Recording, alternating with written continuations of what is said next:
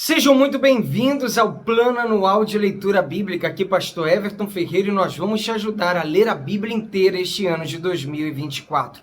Nós estamos em um plano e esse plano se consiste em nós lermos trechos da Bíblia e esses trechos vão se completar numa leitura inteira da Palavra de Deus. Vem com a gente, porque esse ano é o ano que você vai chegar no fim do mesmo dizendo: olha, finalmente eu consegui ler a Bíblia inteira. Vamos à leitura de hoje. Dia 91, nós vamos ler números 30 e 31, Jó capítulo 5 e 1 Coríntios capítulo 11, a partir do versículo 17.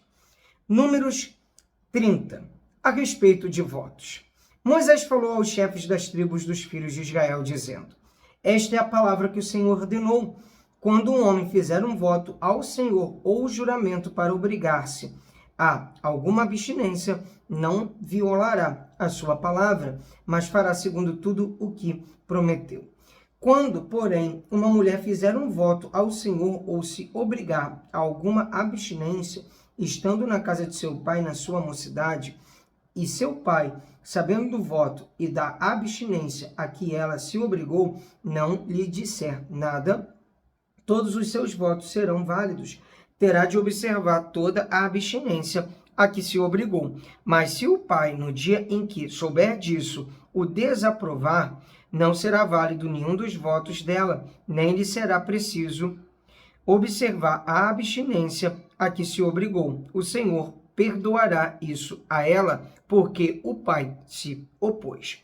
Porém, se ela casar ainda sob seus votos ou dito e refletido dos seus lábios, com que a si mesmo obrigou, e seu marido, ouvindo-o, não disser nada no dia em que souber disso, serão válidos os votos dela, e ela terá de observar a abstinência a que se obrigou. Mas se seu marido o desaprovar no dia em que souber disso e anular o voto que estava sobre ela, bem como o dito irrefletido dos seus lábios com que a si mesma obrigou, o Senhor perdoará isso a ela. Quanto ao voto da viúva ou da divorciada, tudo com que se obrigar lhe será válido. Porém, se ela fez voto na casa de seu marido ou com juramento se obrigou a alguma abstinência, e seu marido o soube, mas não lhe disse nada e não desaprovou o que ela fez, todos os votos dela serão válidos, e ela terá de observar toda a abstinência a que se obrigou. Porém, se o marido anulou os votos no dia em que ficou sabendo, tudo o que saiu dos lábios dela, quer dos seus votos, quer da abstinência a que se obrigou, não será válido. O marido dela anulou os votos, e o Senhor perdoará isso a ela. Todo voto e todo juramento com que ela se obrigou para se humilhar, seu marido pode confirmar ou anular. Porém, se o marido, dia após dia, não disser nada, então confirma todos os votos dela e tudo aquilo a que ela se obrigou, porque não disse nada no dia em que ficou sabendo. Porém, se ele anular os votos algum tempo depois de os ter ouvido, levará sobre si a iniquidade dela. São estes os estatutos que o Senhor ordenou a Moisés a respeito do marido e sua mulher, e a respeito do pai e sua filha moça, se ela estiver na casa de seu pai. A vitória sobre os midianitas, o Senhor disse a Moisés: vinde os filhos de Israel dos midianitas. Depois disso, você será reunido ao seu povo. Então Moisés falou ao povo, dizendo: armem alguns de vocês para a guerra, e que eles saiam contra os midianitas, para fazerem a vingança do Senhor contra eles.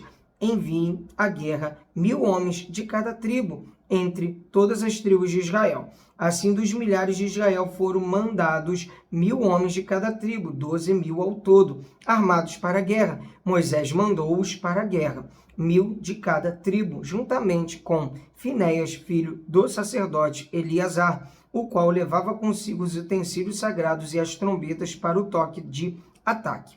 Eles atacaram os midianitas como o Senhor havia ordenado a Moisés, e mataram todos os homens. Mataram, além dos que já haviam sido mortos, os reis dos midianitas, Evi, Requém, Zur, Ur e Reba, 5 reis dos midianitas, também mataram à espada Balaão, filho de Beor.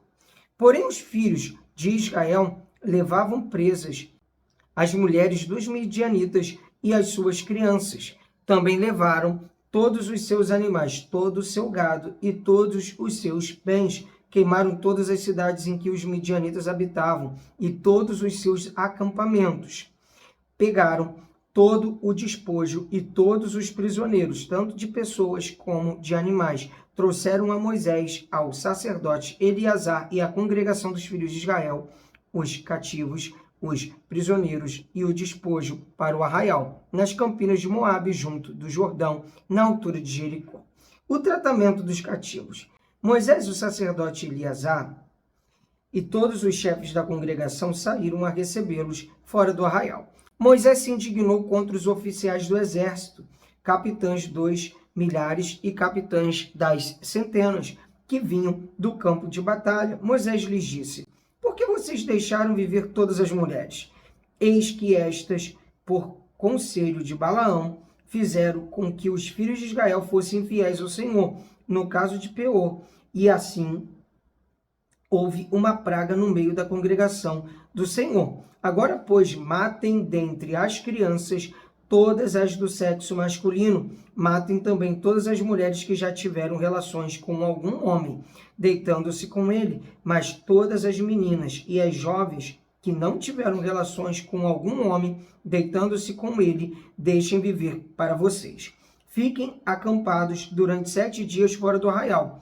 Todos os que tiverem matado alguma pessoa ou tiverem tocado em algum morto devem se purificar no 3º dia e no 7º dia.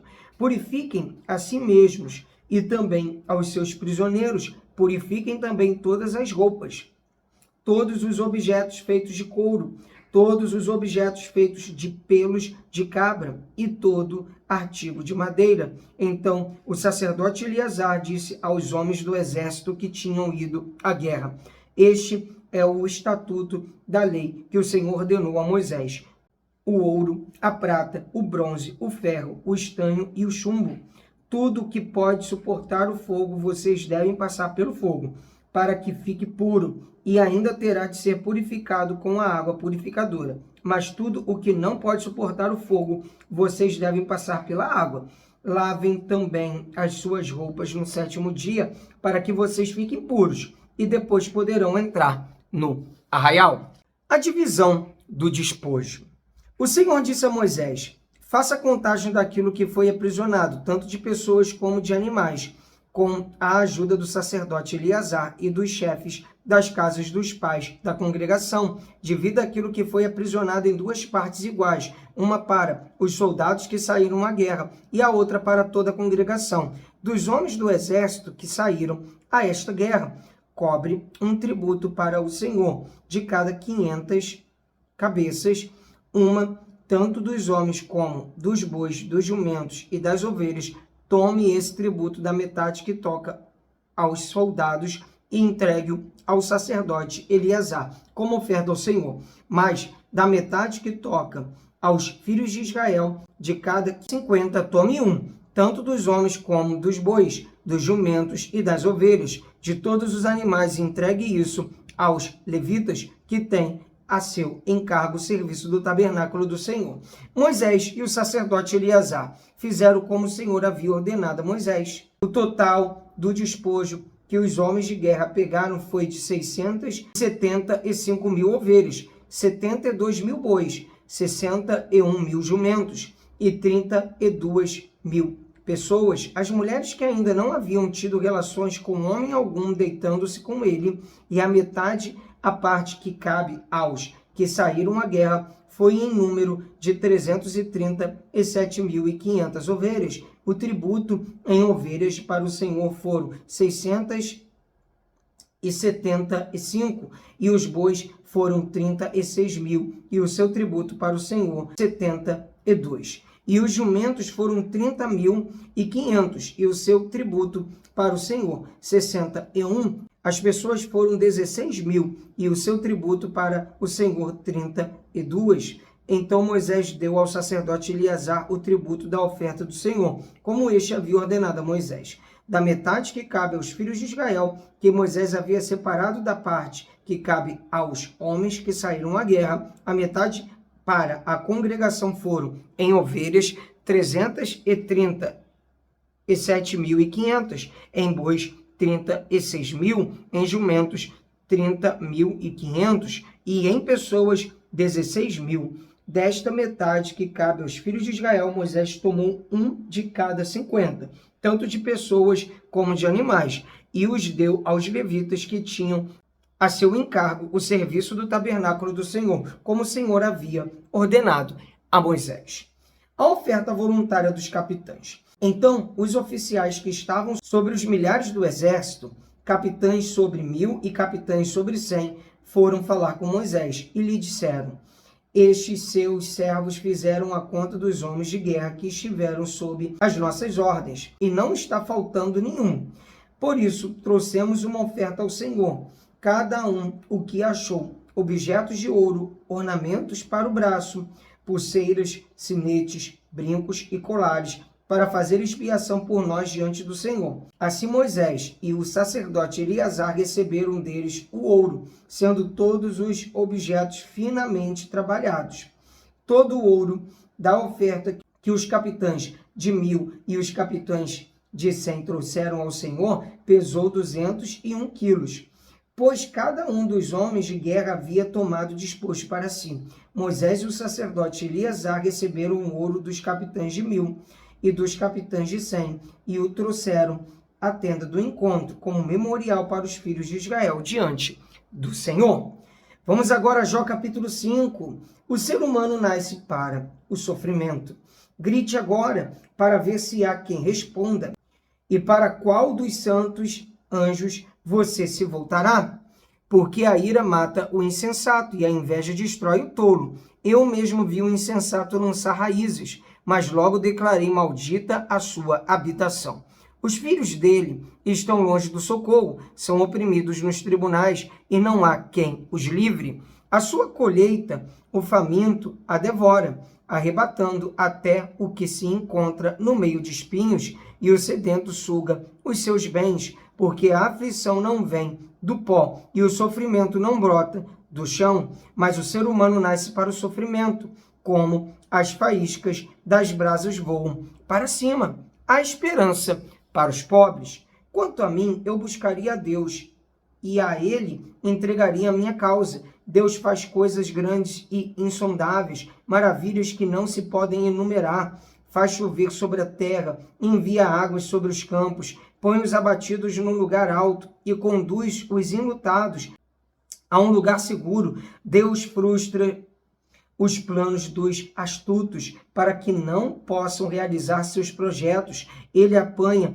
os sábios da própria astúcia deles, e o conselho dos que tramam não chega a vingar. De dia eles encontram as trevas, e ao meio-dia andam tateando, como se fosse noite. Porém Deus salva da espada que lhes sai da boca, salva os necessitados das mãos dos poderosos. Assim há esperança para os pobres, e a iniquidade tapa a sua própria boca.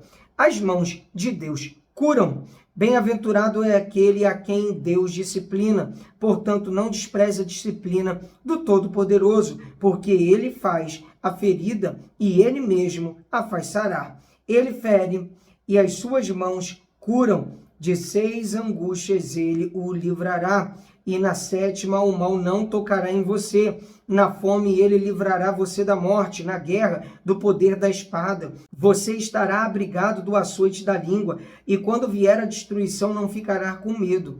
Da destruição e da fome você dará risada, e dos animais da terra não terá medo, porque com as pedras do campo você fará aliança, e os animais selvagens viverão em paz com você. Saberá que a sua tenda está em paz, percorrerá as suas posses e não achará falta de nada. Saberá que a sua descendência se multiplicará e que a sua posteridade será como a erva da terra.